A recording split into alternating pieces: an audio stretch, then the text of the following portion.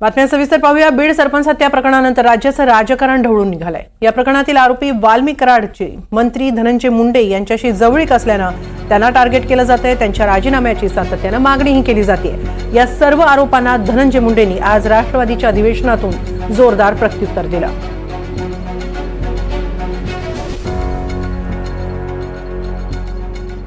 मी अभिमन्यू आणि अर्जुनाच्या बाबतीमध्ये विधानसभेच्या निवडणुकीच्या काळात बोललेलो की अभिमन्यूवासारखी माझ्या विरोधात विधानसभेला रचना केली जातीये की मला घेरावं, पण त्यांना माहीत नाही की मी अभिमन्यू नाही तर मी धनंजय, जे अर्जुनाच्या नावापैकी एक। आत्ताची परिस्थिती पाहता बीड जिल्ह्यामध्ये सर्व सामाजिक सलोखा निर्माण व्यवस्थित होणं हे माझ्यासारख्या बीड जिल्ह्याच्या नागरिकाला, मातीतल्या त्या माणसाला आवश्यक वाटणारी गोष्ट आहे।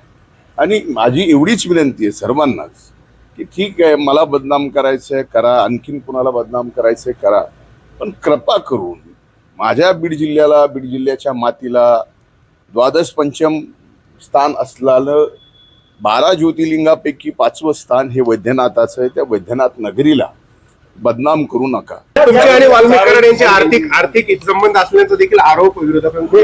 हे सगळं खोटं आहे। सारंगी पाटील, तुमचे आणि वाल्मिक कराड यांचे आर्थिक हितसंबंध असल्याचा देखील आरोप विरोधकांचे।